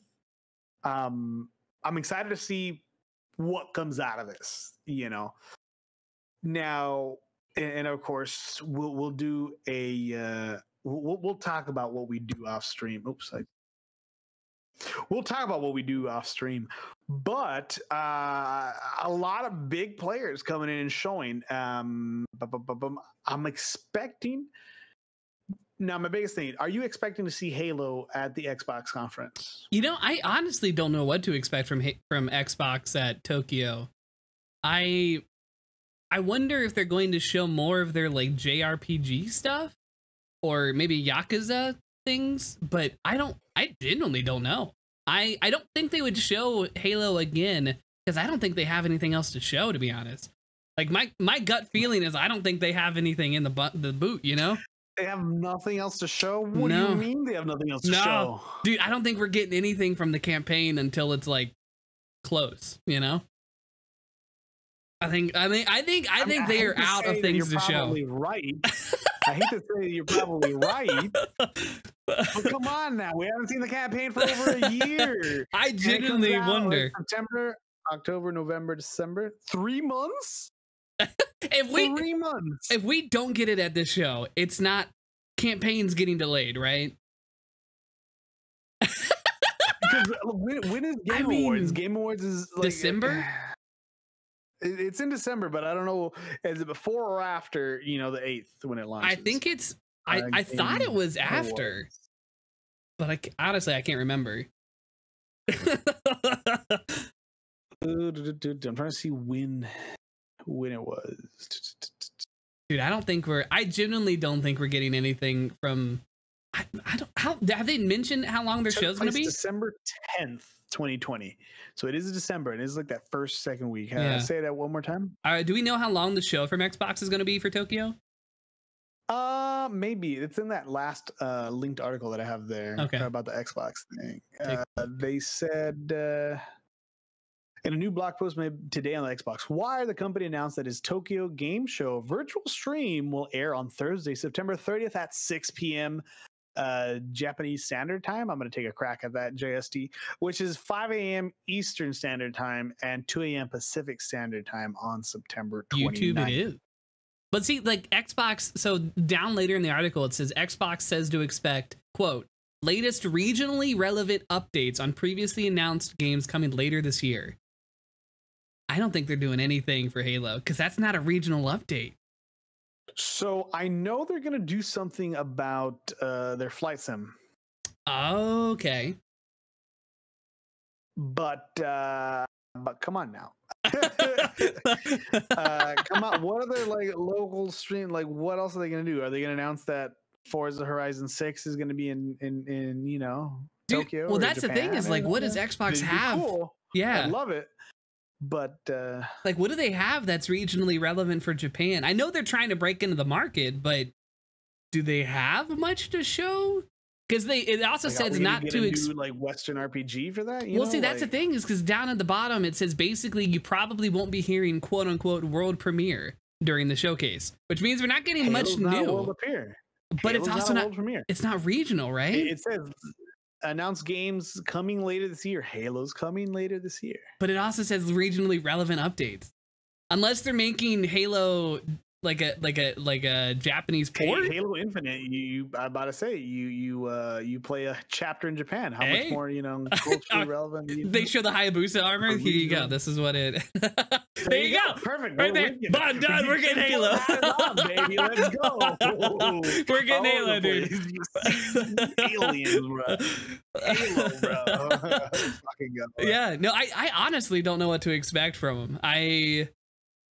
I can't think of many games that they have that would be regionally relevant to Japan, and I don't know. Yeah. I wonder, because I don't even see the time in it, so I don't know how long it's going to be. But I don't know. And it probably won't be longer than an hour, I think. Yeah. It says no new global debuts should be expected. So yeah, I doubt we're getting Halo right, but it'd be cool because they're running out of time and places to show. So unless they do their own showcase thing, which I don't see them introducing it like that. You'd think like if you're doing your first showcase, it might be like a big thing like E3, we backed out of E3, but catch us the week before and we'll have, stuff like that. Though, I mean, it is a good thing. If you want people to watch your brand new showcase that you're doing separately from everybody else, Halo, baby. True. See it here first. The Twitch chat mentioned maybe Japan will get a campaign for Halo first that makes it a regional update. Could you imagine though? What? How upset would gamers in the US be if Japan was getting the campaign for Halo first? And this far-flung universe. Ridiculous. No, it'll be interesting to watch. I mean, I'm excited to see what they'll do. It's not unheard of because a lot of the JRPGs and a lot of Japanese games do get released first over there. True. Right, but that's because that's where their market's Right. at. Right. I expect we'll probably see. Persona got released over there first. Yeah. I expect so. Atlas is. I think we talked about it previously on one of the other shows about their Persona announcements. So I do expect like Persona announcements. Maybe they come like Persona 5 comes to Xbox. That would be kind of cool. Xbox Game Pass Day 1. Oh my god, could you imagine? I'd shit my pants. That'd get me hyped as hell. Maybe they announce a new Persona game, but that's a PlayStation IP, so like I don't know. That is interesting because Atlas has a relationship with Nintendo. Yeah. They've had their Q Labyrinth Persona stuff. Mm-hmm. They have a relationship with Sony. Mm-hmm. Basically all the rest of their stuff. But does any of the Shin Tensugami games on Xbox? I don't believe so. I think they're all PlayStation. Maybe we get that. Maybe it's part of one of Atlas's, 9 things. Or that would be cool. Things, 7 Deadly Sins, by Atlas. That would be really cool. I mean, Persona 5 is one of my favorite games, and it's an incredible JRPG. It'd be really cool to see it come off the platform. Strikers just got when it launched, it had its launch on PC and Switch. So it'd be kind of cool to see maybe it comes like Persona 5 comes to PC and then Game Pass PC, because that'd be lit. But their main games don't come, but they don't go to Xbox. But they're more like the dance games go to Xbox, don't they? Because those are like third party, everywhere, aren't they? Honestly, I don't know. I didn't even know that the Persona had dance games until like recent.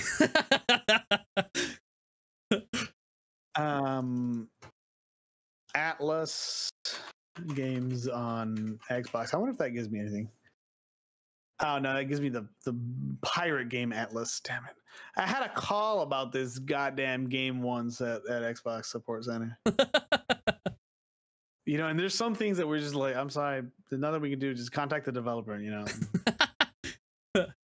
Yeah, I do wonder what they'll do. It would be really, really cool to see maybe Xbox lured Persona and Atlas over with Game Pass money, and they were like, hey, you don't gotta be exclusive, but put it on Game Pass. And then they were like, all right, like I'd be pretty cool. I'd be into that. I don't know if I'd replay it, but Catherine, I believe, is a Atlas game. Oh, okay. I'm also seeing the Persona 4 Arena Ultimax. So I had no idea. Those did go. I had no idea Catherine was a Atlas game. I played that back when it had launched on the 360. Loved it. enjoyed the slice of life stuff and looked for something like that very similar for years. And then I found Persona. So that would explain why I like both of those. You found Persona. Yeah. Well, it's actually Greg Miller talking about Persona 4 nonstop. And then same thing with Persona 5. And then I was like, hey, I'm in quarantine, might as well play some video games. And then finally chugged through it on the backlog. And now I love the game. Oh, it's a really good game. I never got a chance to play it, but I really want to. And then they did the remaster and all that, right? And I'm like, maybe I'll pick it up. If it was on Game Pass, I'd play it. I'm just saying, shouting it out there. I don't think it'd be a game you would enjoy, but I think it's a dope ass game. It is. Although I guess I don't know what your taste in video games are, so I don't know. You might catch me by surprise with that one. Yeah. Boyfriend Dungeon. I was going to say Boyfriend Dungeon throws me for a loop. Yeah. That's the one that I'm like, I think I know what Rockstar likes, but then he played Boyfriend Dungeon and really dug it. So like, I don't know, you're a mystery. I like those dungeon crawlers. Don't get me wrong. That's basically what it is with a romance kind of relationship kind of plot twist, which I haven't really played any of those. So that was refreshing. I'd never played a JRPG till Persona 4 Golden, which I completely fell in love with. Yeah. I'd never played a strategy game until XCOM 2, which I completely fell in love with. So if it has the right vibe to it, I'm down. You said you played. Which I need to go back to Gears of War. You played Persona 4 Golden and loved it? Fuck me. 100%. Dude, see, I would never have pegged you that you would enjoy it. It was on the Vita. It was perfect. Oh, shit, dude. Huh. Then yeah, you might like. Again, I just tried it because it was kind of funny, kind of funny. It was like, hey, everybody was like amazing. Like, but I'll try it out. Let's see. I loved it. Put like so many hours in until I got to the end, and I was underleveled for like the last boss, and that was just a pain and a slog to go back and level up, because if you leave the dungeon and then I postponed it to the last day, so I couldn't. You know, I put myself in a bad place there and I fucked up and I just never went back to fix it. You know, that's the thing that terrifies me the most about JRPGs is getting to like near the end and not being able to finish it. Terrifying. I had a bad experience when I was playing Lost Odyssey on the 360. Loved that game. Yeah, fucking incredible. Yeah, dude, wonderful game. Odyssey again is a game that was made to like you know, bring Xbox closer to you know, that region. Dude, that and Blue Dragon, you know, so that was like their Lost shit. Odyssey too. Oh my god, if they announce any sort of Lost Odyssey, I'll shit my pants. But Lost Odyssey 1, there were 4 discs, if I remember correctly. I love how you say Lost Odyssey 1. Yeah. Lost Odyssey was like the first movie one, you know, that one. It was like 4 discs long, and I made it all the way to the end of disc 3. And then you had different characters in your party that were like, they had specializations. And there was one character that was absolutely garbage. I never used the character. I think it was like a kid or something. I can't exactly remember, but I needed that specific character to kill this boss that I was fighting. And my checkpoint was right before the boss. So like when you would reload it, you couldn't go anywhere except to go fight the boss. And I just couldn't beat him. And it got to the point where I played it for like, I think it was like 2 days just trying to beat this freaking boss. And it finally was like, I think I have to give up. And then I had to read Wikipedia and watch YouTube for the rest of the video game. And ever since then, I have been terrified to play JRPGs just in case, like if I can't level, like if I can't beat the game, what am I going to do? Cause I'm never going to leave it down, you know? Can't do that. I know 100%. You know, that this has scarred me, and I'm like, I don't know, do I play another one? Yeah. So one of the developers is what is it? Mistwalker, which they were also the developer not only for Lost Odyssey but for Blue Dragon as well. Oh shit! Which I thought was big. You know, both being Xbox. So maybe they're still I believe they're still in. Like they're working on like mobile games now at the wow. Wikipedia, right? Huh. They did the last story on the Wii in 2011. After that, it's Android and iOS games, including Terra Battle and Terra Wars, which I think were the biggest ones as of recently. And then we have Field Plus, which was I'm trying to see what else they've worked on that I would know. I don't know. Battle Monsters maybe in 1995. Oh. Infinite Undiscovery in 2008. That sounds vaguely familiar. Star Ocean: The Last Hope. No More Heroes: Heroes Paradise. Yeah, that's all I see. But it seems like their last game was 2011. So I don't know if they're available. But the other developer, Mistwalker, if they can get out of their, you know, mobile games, maybe Xbox can say, hey, bring all those mobile games over here. That would be dope. Like they did with those 2 Halo mobile games. That would be dope. Get them on Game Pass. Yeah. I mean, it just adds more to the catalog, you know? But no, I think make it happen. The announcements that I can think, I would shit my pants if I get a Lost Odyssey anything. A 1 remake or even just a 2, that'd be dope as shit.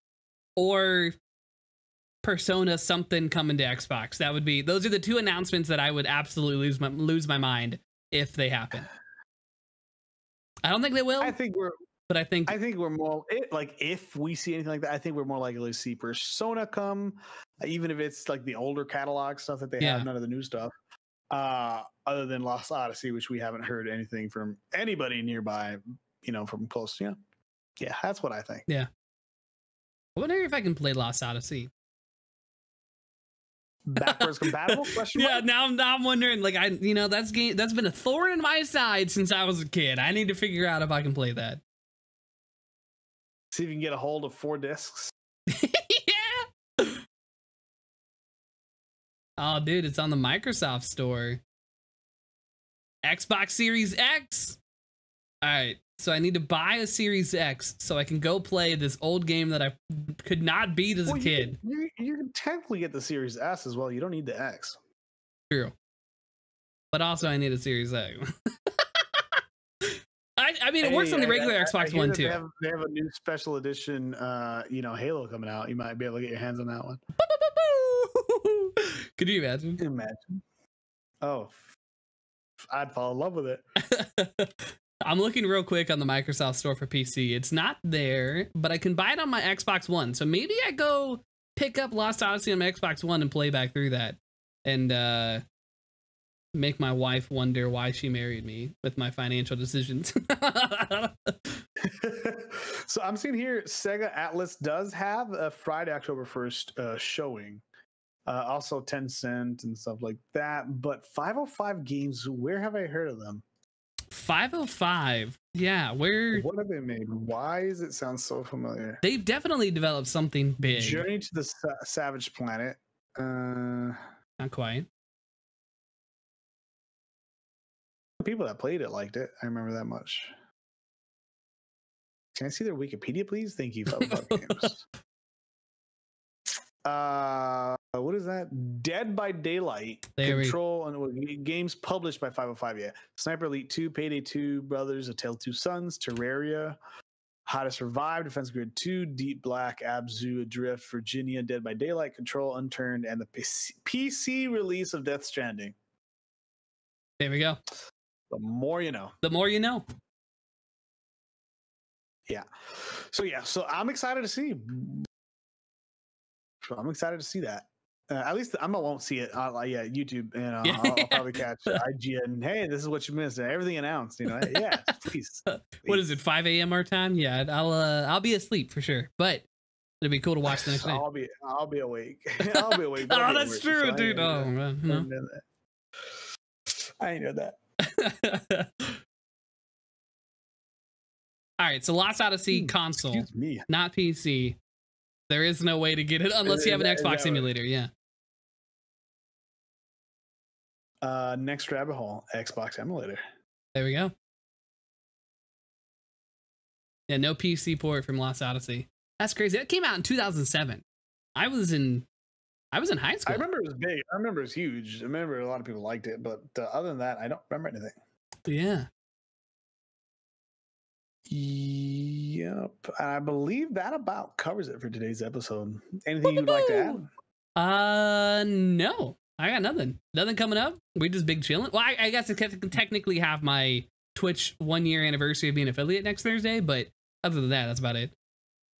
Are you doing a special stream? Yeah. I want to do something with Valheim. I think we're going to launch the official nerd server and do that for reals finally. After talking about it for like 6 months. For reals? For reals. It not been 6 months. When was that? It's been a minute. I mean, we were playing Valheim back in March.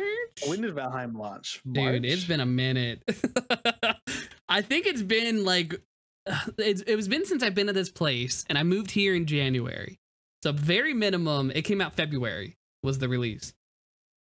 So it's been a minute. What is that? Yeah, 7 months. 7. Jesus Christ! Holy moly! Time flies. Yeah, dude. Time flies, bro. But no, I got nothing to do. Can you believe in 3 more months we've known each other for a full year? Bro, isn't that crazy? Isn't that crazy? Look at us now. I know. Who would have thought? Who would have thunk it? I talk to the wifey all the time, and I'm just like, man, how crazy is it that like this idea that I had of like, hey, I want to stream. And then like now it's blossomed into all this stuff and met these incredible people and become friends with people on the internet. And it's like, this is dope. This is cool. Like I'm running a podcast with this guy that I don't even I've never met IRL. Like, let's go. This is cool. That we've known for less than a year. Yeah. Like it's just such cool stuff. Within a month, hey, you want to do game night? Yeah, sure. Why not? Let's go for it. 2 months later, you can podcast? Yeah, sure. Let's do it. Hey, you know, I'll take it. No risk, no gain. Let's do it. Hell yeah. There you go. Go ahead and plug your socials, Brandon. I am a couple of nerds everywhere. You can find me on Instagram, Twitch, Twitter, TikTok, YouTube, all over the place. You can even find me at coupleofnerds.com. I have a website that has all those things right there linked for you, including my own blog. So yeah. What about your OnlyFans? Oh, actually, on the website, Brandon? It's not. I think I have disabled my OnlyFans for now, only because I can't think of any more content to put up. That's not just me showing my junk, because I'm not I'm You about know? to say, the number one seller on I know. OnlyFans. I need to show my bunghole Born. and I need to show my wing wang, and I don't have the balls to do it yet. Maybe if I lose some weight and become like a real hot, sexy guy, then maybe. But you'll see. Not even. Not Not even. Show me the forge. Just spread them. No. Oh shit. Do the reach around and just. God. Could you imagine? Oh, dude, just. I mean, you can always make a date night. Make it with a wifey. She'll help you out there. Yeah, I don't know if I could actually. It's that was in the what's it called? The nuptials, right? Yeah. That was in the That was in the marriage vows, right? contract. Yeah. Through thick and thin, till death do us part. You also OnlyFans or not. you need to spread my ass cheeks for OnlyFans. We need that dough, baby. Content, damn it, content. What about you, good sir? Me, on Twitter, I am Scott_knows. On Twitch, I'm ST_rockstar. Those are the two places you can find me. I'll keep it nice, sweet, and simple, except for not having the same, nice, sweet, and simple username.